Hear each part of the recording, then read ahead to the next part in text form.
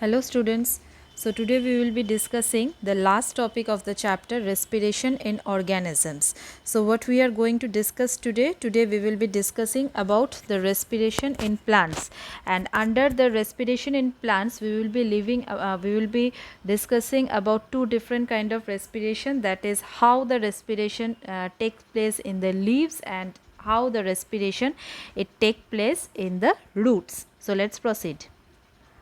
Now, like animals, plants, they also need energy, as because they are living organisms, they also need energy for their survival. Okay, so the plant, they get energy by the process of respiration, in which what happens, they prepare what, they prepare glucose, isn't it?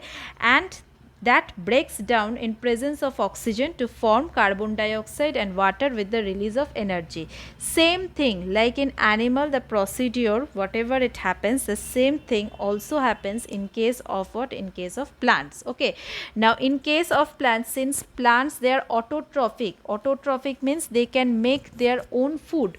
So over here glucose, they are not intaken by the plant, okay, rather the glucose they are made by the plant. Okay, and that glucose is only broken down in presence of what, in presence of oxygen to form what, to form carbon dioxide, water, along with the release of energy. Right, now this energy, it is utilized by the plants for carrying out the various life processes. Okay, in fact photosynthesis also. Right, so movement of the plant, then photosynthesis, okay, then excretion, okay, whatever the physiological process that take place inside the plant, all these things they are carried out by the energy which is released by the breakdown of glucose prepared by them.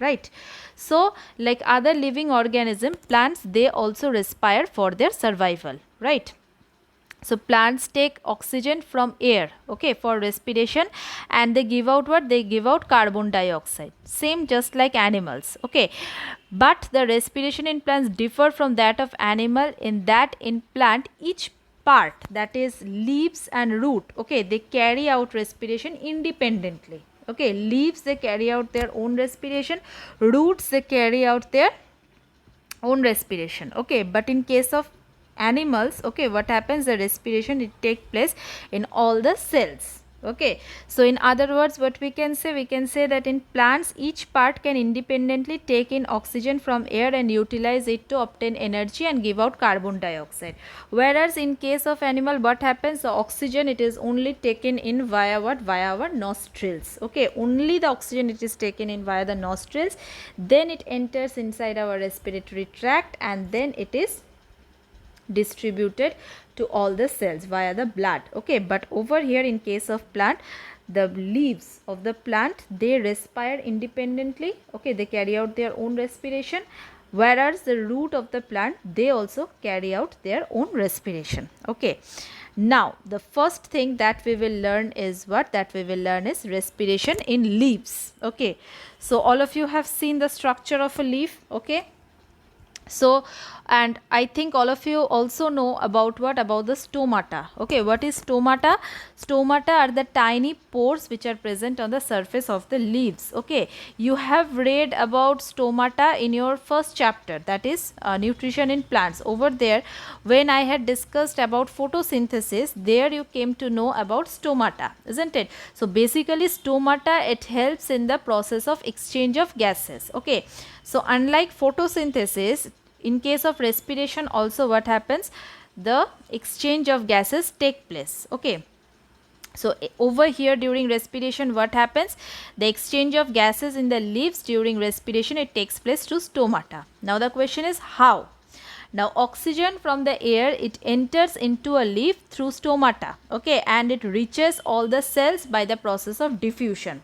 Now regarding the process of diffusion, this term I had also mentioned when I discussed about the process of breathing in insects. Okay, now this oxygen it is utilized in respiration in the cells of the leaf. Okay, now the byproduct, what do they produce? They produce carbon dioxide. Okay, now this carbon dioxide which are produced during respiration, they also diffuses out from the leaf into air through the same stomata. Okay, So what we can say that plant, they breathe through tiny pores in their leaves called stomata.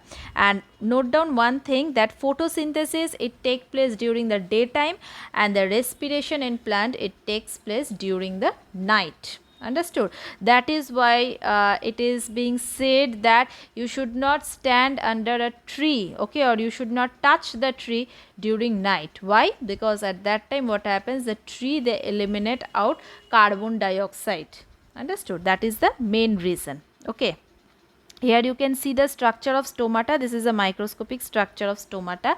Stomata, as you all know, that it contains two lid, upper lid and lower lid. Understood?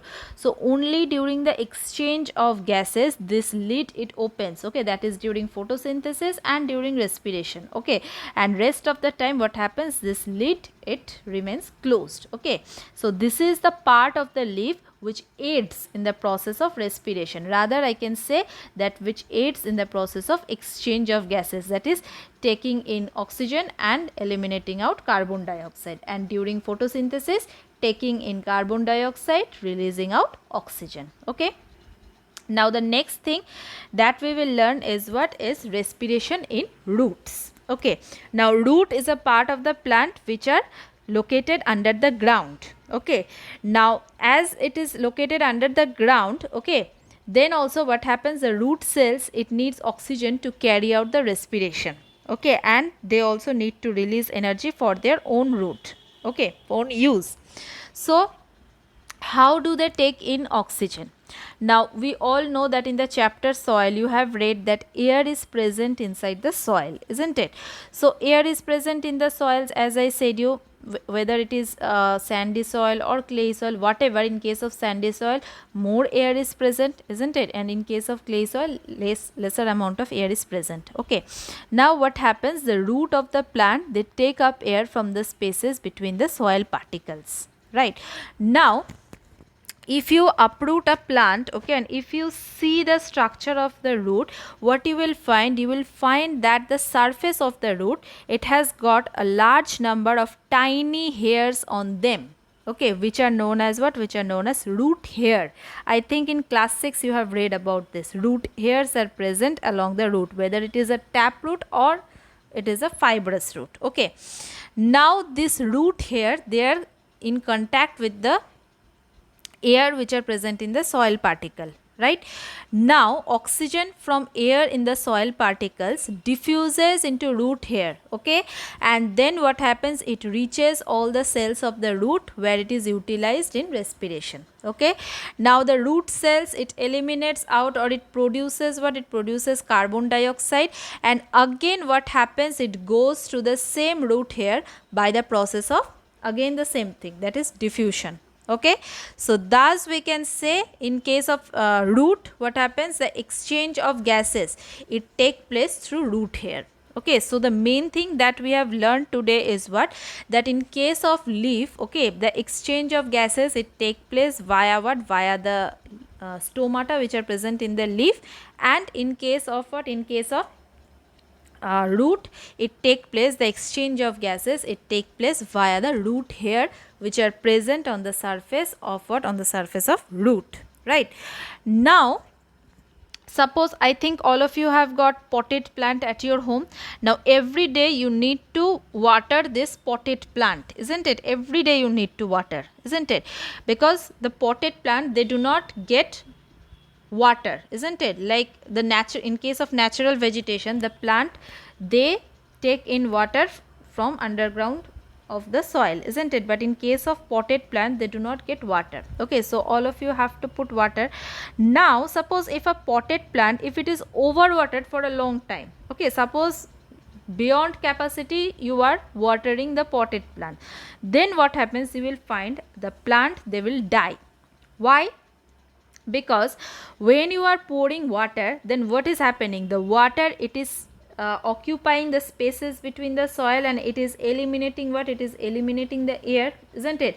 So too much of water, okay, what will happen, it will expel all the air, okay, from in between the soil particles, right? So if all the airs are being eliminated, okay, then what will happen, the root, they cannot be able to undergo the process of respiration, but they have to go the process of respiration. In this case, what will happen under this condition? They will respire anaerobically. That is the root, they will respire anaerobically. And all of you know that what is the end product in case of anaerobic respiration? It is alcohol, isn't it? The end product of anaerobic respiration is what? It is alcohol, isn't it? So if the plant, they undergoes the process of anaerobic respiration, so what is the end product that can produce? That is alcohol. Okay, so this alcohol, it is what? It is not good for the plant, it is toxic for the plant, and this leads to the death of the plant. Okay, so overwatering of water, overwatering of plant, it is not being done. Okay, as because the in that case the root, they may respire anaerobically in presence of too much of water. Understood? So here you can see the picture of the root. Okay, here you can see the root here, isn't it? Air spaces are there in between the soil particles. Okay, so root here, it absorbs what? It absorbs the oxygen from this air spaces. Okay, and via the process of diffusion, what happens? It gets inside the root cells and they undergo the process of respiration. Okay, so this is all about the respiration in plant, and thus we have ended the chapter. I hope all of you have understood. Thank you everyone.